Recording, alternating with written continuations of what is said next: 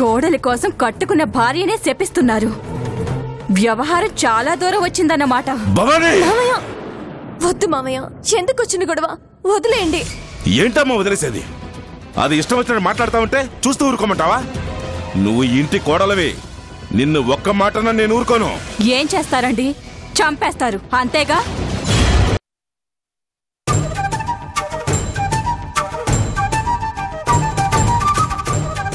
ఇప్పుడెలా సిరి? ఈ సమయంలో ఇంద్రాణి పిన్ని మన ఇంటికి వచ్చిందంటే పెద్ద గొడవే జరుగుతుంది.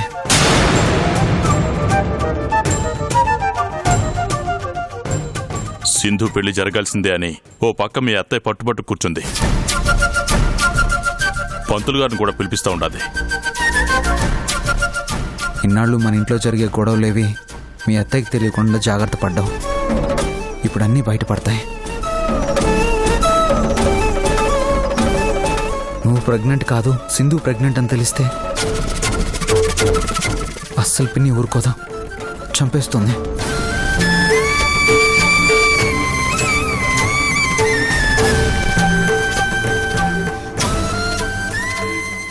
అవునమ్మా, నువ్వేడ సంతోషంగా ఉండవని ఇంద్రాన్ని మెదలకుండా ఉండది. సంజయ్తో సింధు పెళ్లికి లగ్నపత్రిక రాయిస్తుండారని తెలిస్తే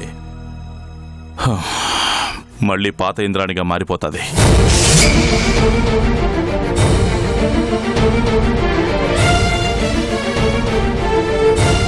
నువ్వు ఇక్కడ బాధపడుతున్నావు అని తెలిస్తే మళ్ళీ నిన్ను పుట్టింటికి తీసుకెళ్ళిపోతుంది.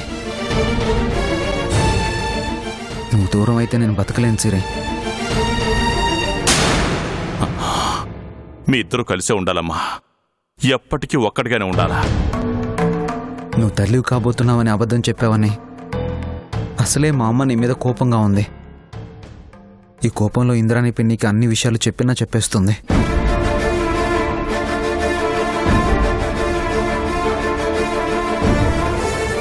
అదే జరిగితే మళ్ళీ మీ మధ్య దూరం పెరిగిపోతుంది.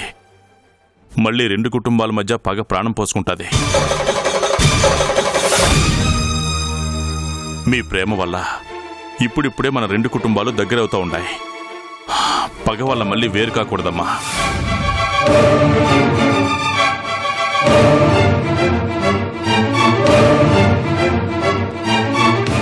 ఈ గండం నుంచి ఎలా తప్పించుకోవాలి సిరి?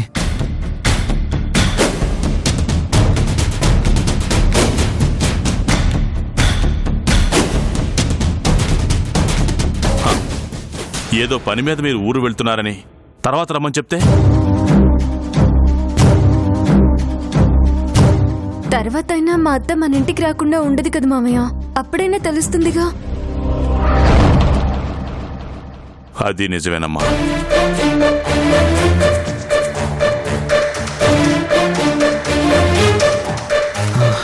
సిరి, పోనీ మనమే అక్కడికి వెళ్తే?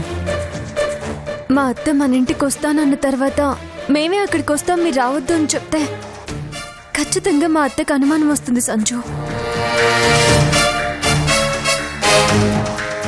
మా అత్త ప్రతి చిన్న విషయాన్ని లోతుగా ఆలోచిస్తుంది. అనుమానం కలిగిందంటే నిజం తెలుసుకునే వరకు వదిలిపెట్టదు.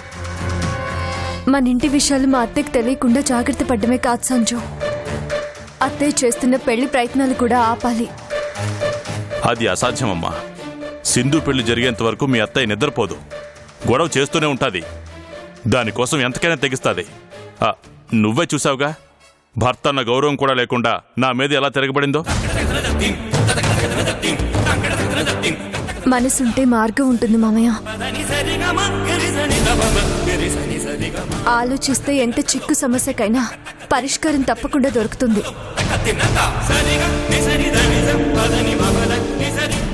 మరేం చేద్దాం అంటావు సిరి?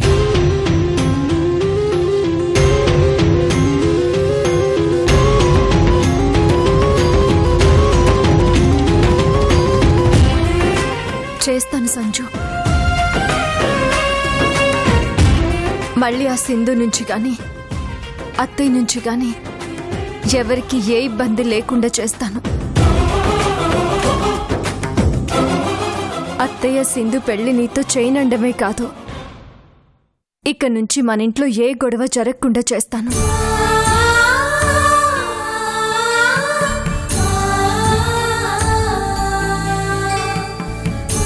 నేను చేసే పని మీకు కాస్త కష్టం కలిగించవచ్చు, కానీ అది మన మంచి కోసమే అని అర్థం చేసుకుంటే చాలు.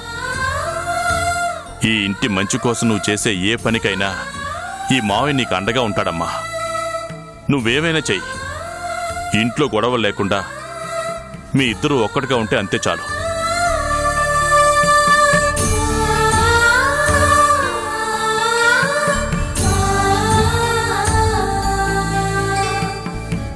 ఇంతకీ ఏం చేయబోతున్నావు సిరి? నేనేం చేసినా మనం కలిసి ఉండడానికే సంజు. అతని అర్థం చేసుకుంటే చాలు.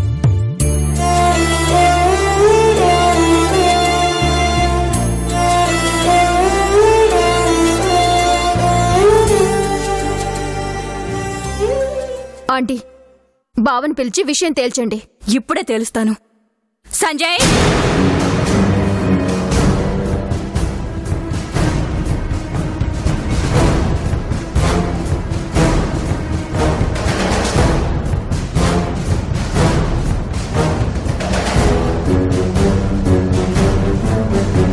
ఏంటమ్మా? నేను చెప్పిన విషయం ఏం ఆలోచించావు? ఏ విషయం? అదే, సిరినా సింధునా? అమ్మా, నీకిప్పటికే చాలాసార్లు చెప్పాను, మళ్ళీ మళ్ళీ చెప్తున్నాను, సిరికి తప్ప నా లైఫ్లో ఇంకొకరికి భార్యగా స్థానం ఉండదు.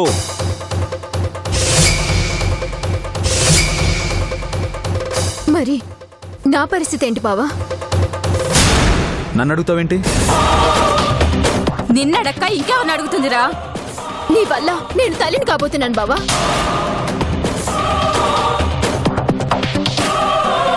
ఇప్పుడు కూడా నువ్వు నన్ను మ్యారేజ్ చేసుకోకపోతే నా కడుపున బిడ్డకి తండ్రి ఎవరని రేపు నలుగురు అడిగితే నేనే సమాధానం చెప్పాలి? చెప్పు బావా. సింధు అడుగుతుంది కదరా, సమాధానం చెప్పు. ఇన్నాళ్ళు ఇదే విషయం అడిగితే నేను తప్పు చేయలేదు అన్నావు, టెస్ట్ చెయ్యాలి అన్నావు. జరిగింది కదా, సింధు ప్రెగ్నెంట్ అని డాక్టర్ చెప్పారు. ఇంకా ఏంట్రా? అమ్మా, ఆల్రెడీ సిరితో నాకు పెళ్ళైంది, చెప్తే అర్థం చేసుకోవేంటి? పెళ్లి కాకుండానే నీ వల్ల తల్లి అవుతోంది, మరి దానికేం చేస్తావు? సిరి కూడా తల్లి కాబోతుంది కదమ్మా. అబద్ధరా, నీకు దగ్గర కావాలని అలా చెప్పింది. సిరికి కడుపు లేదని డాక్టర్ చెప్పారు కదా. అదంతా అబద్ధం అమ్మా. సిరి వాళ్ళ బాబాయ్ తేజు దగ్గర డాక్టర్ దగ్గర కావాలని అబద్ధం చెప్పించాడు.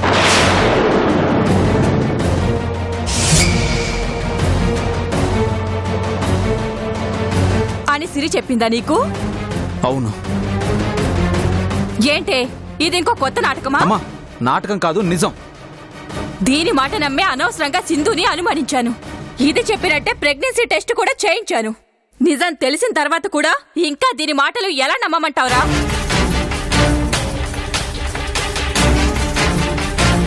మళ్ళీ ఏదొక రకంగా సింధు పెళ్లి ఆపడానికే వాళ్ళ బాబాయ్ పేరు చెప్తోంది. అది ఏం చెప్పినా నమ్మే స్థితిలో నేను లేను. ఇప్పుడు నాకు కావాల్సింది సింధుకి న్యాయం జరగడం. చెప్పు, సింధుని పెళ్లి చేసుకుంటావా లేదా? చేసుకోనమ్మా.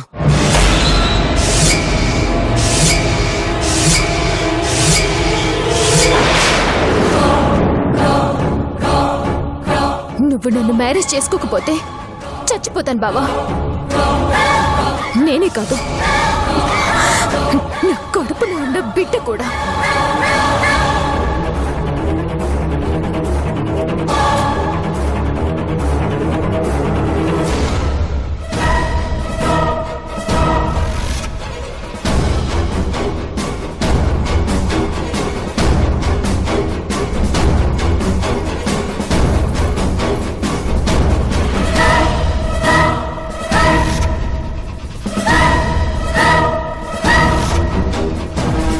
ఎందుకురా పాప మూట కట్టుకుంటావు?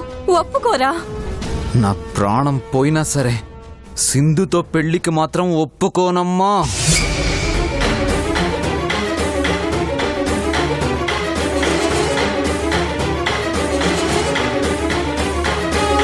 సరే బావా, నీతో జీవితం పంచుకునే అదృష్టం నాకెలాగూ లేదు. కనీసం నీ చేతుల మీదుగానైనా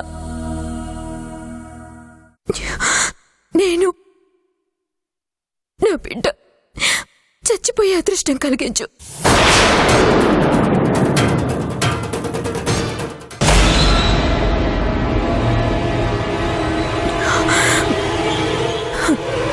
ఇదిగో విషయం.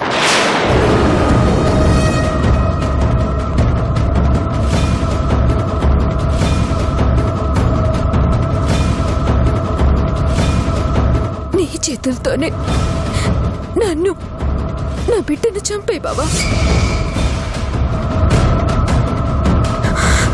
అప్పుడు నువ్వు సిరి ఇద్దరు హాయిగా ఉండొచ్చు.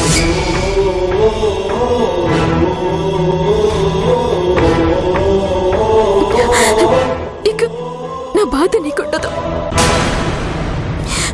చంపే బావ నన్ను, చంపే బావా. ఆలోచిస్తావేంట్రా? సిరితో కలిసి ఉండటమే నీకు కావాల్సింది. సింధు ఏమైపోతే నీకెందుకు? చంపే, విషమిచ్చి చంపేరా దాన్ని.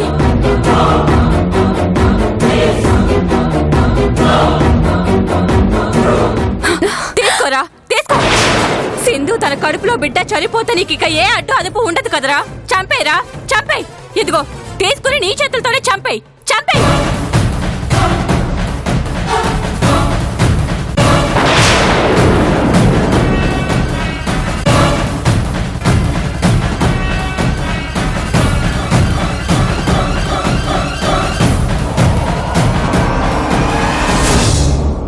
సంజు, ఏంటి సంజు నువ్వు చేస్తున్న పని?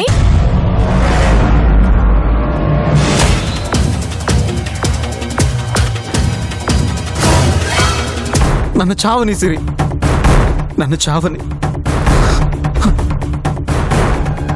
నా వల్ల ఇంట్లో ఇన్ని ఇబ్బందులు. నేను చేస్తే ఎవరికి ఏ ఇబ్బంది ఉండదు. నీకేమైనా పిచ్చెక్కిందా? చచ్చిపోతావా, చచ్చిపోతావా?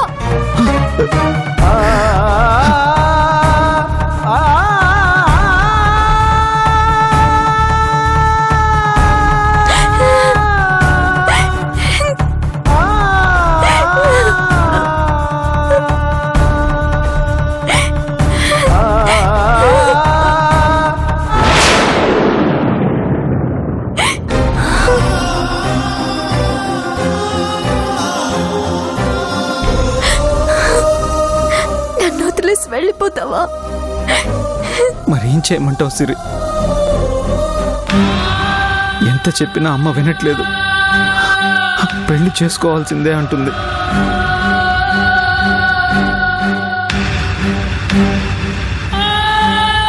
సింధుని పెళ్లి చేసుకుని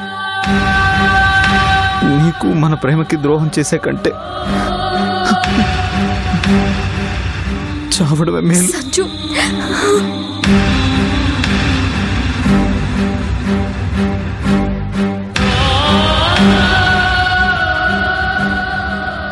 ఓసే పాపిష్టిదానా, ఎంతసేపు నీ పంతం నీదే కాని ఎదుటి వాళ్ళు చెప్పేది అర్థం చేసుకోవా? నువ్వు కన్న కొడుకు బ్రతుకును కోరుకోవాల్సిన తల్లివు. నువ్వు వాడు చావును కోరుకుంటావా? నువ్వు పెట్టే మానసిక క్షోభను భరించలేక వాడు చచ్చిపోవడానికి కూడా సిద్ధపడ్డాడు కదే.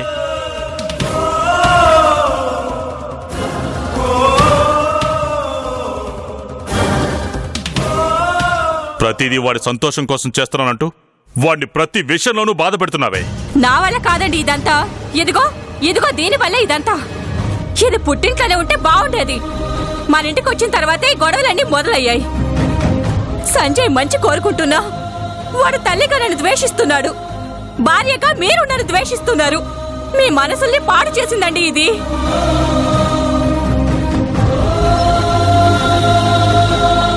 నీ భర్తకి దగ్గర కావడం కోసం మా భార్య భర్తల మధ్య గొడవ పెట్టావు కదే. సంజయ్తో నువ్వు సంతోషంగా ఉండడం కోసం మా అందరినీ బాధ పెట్టావు. చావాల్సింది నా కొడుకు కాదే, నువ్వు. నువ్వు చేస్తే మా ఇంట్లో ఏ గొడవలు ఉండవు. అమ్మా, సిరిని ఇంకొక మాట అన్నావంటే ఊరుకోనమ్మా. అవునరా, అదంటే నీకు ప్రాణం, నువ్వంటే దానికి ప్రేమ. దాన్ని వదిలి నువ్వు ఉండలేవు, నిన్ను వదిలి అది ఎక్కడికి వెళ్ళలేదు. మధ్యలో అన్యాయం అయిపోయేది సింధునే కదా.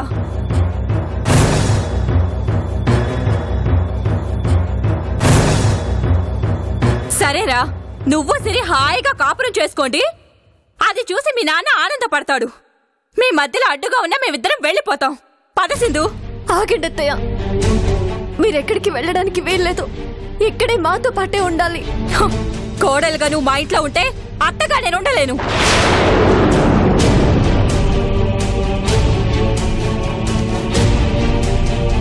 నా వల్ల సింధు వల్లేగా ఈ గొడవలు. అదేగా మీరు అనుకుంటోంది. అందుకే మేమే పోతాం. సింధుని వాడు భార్యగా అంగీకరించకపోవచ్చు, పుట్టబోయే బిడ్డకి తండ్రిని కాదని తప్పించుకోవచ్చు. కానీ నా కొడుకు వల్ల తల్లి కాబోతున్న సింధుకి నేను అత్తయ్యగా ఉండదలుచుకున్నాను. మా పాటలేమో మేం పడతాం, మా గురించి మీకెందుకు? పద సింధు. ఆగండి అత్తయ్య, అసలు మీకేం కావాలి? సంజయ్తో సింధుకి పెళ్లి జరగాలి.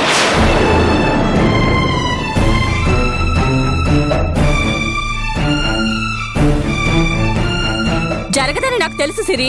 ఎందుకంటే నువ్వు విడాకులు ఇవ్వకుండా, ఇంట్లోంచి వెళ్ళిపోకుండా వాడి పెళ్లి ఒప్పుకోడు. అందుకే మా దారి మేం చూసుకుంటున్నాం. ఎంతకాలం అని నేను పోరాడు? అదిగో అడిగితే ఇలాగే.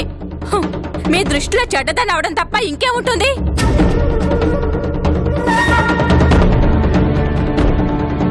కట్టుకున్న భర్తే నన్ను చంపేస్తానన్నప్పుడు, కన్న కొడుకే నా వల్ల చచ్చిపోవాలనుకున్నప్పుడు, భార్యగా అమ్మగా వాళ్ళ దృష్టిలో నేను చచ్చిపోయినట్టే లెక్క.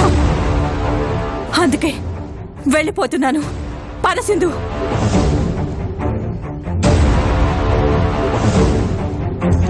నేను విడాకులు ఇస్తానత్తయ్య.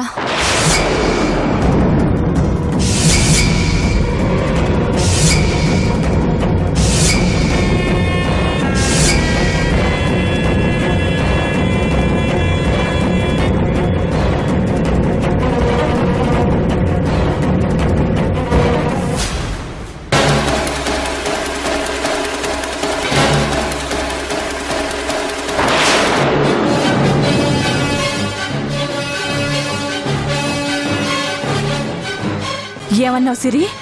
విడాకులు ఇస్తానత్తయ్య. మీరెక్కడికి వెళ్లాల్సిన అవసరం లేదు.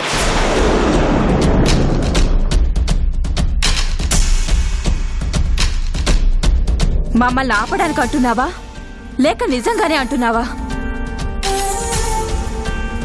నిజంగానే చెప్తున్నాను.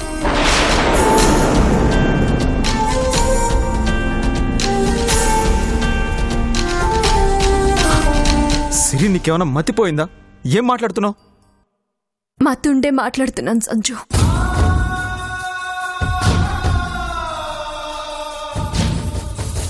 అమ్మా సిరి, మీ అత్త ఇంట్లోంచి వెళ్ళిపోతుందని నువ్వు సంజయ్ జీవితం నుంచి వెళ్ళిపోదాం అనుకుంటున్నావా? ఏంటమ్మా ఇది?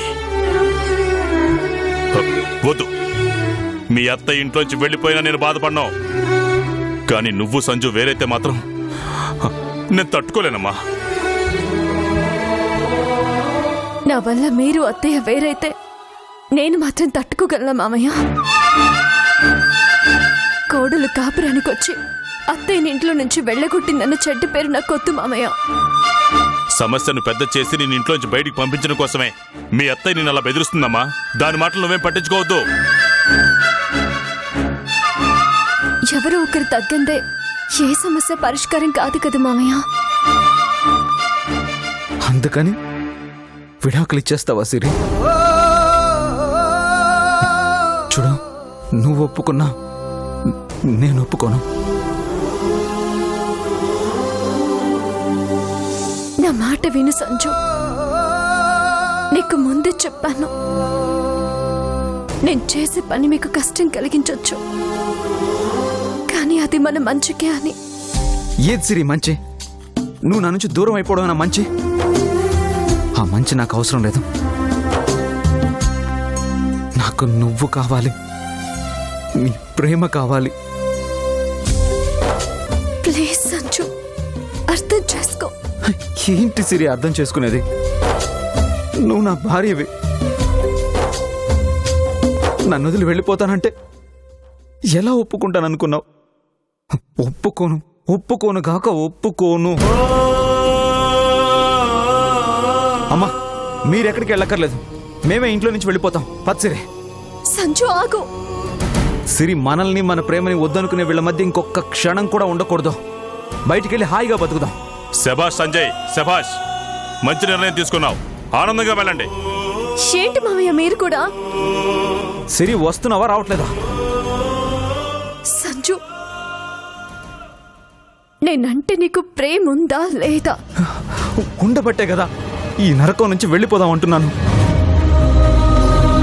నిజంగా నీకు నా మీద ప్రేమ ఉంటే నువ్వింకేం మాట్లాడుతూ. అది కాదు సిరి. ప్లీజ్ సంజు, మాట్లాడొద్దన్నాను కదా.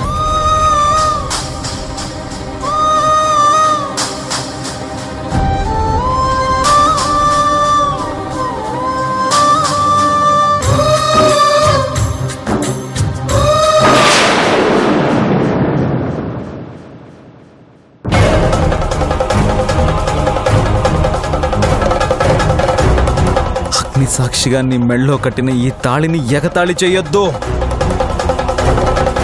ఈ మంగళసూత్రం నీ గుండెల మీద ఉన్నంత వరకు నా గుండెల్లో నువ్వు ఉంటావు. నాకు తోడుగా నువ్వు ఉండాలి సిరి.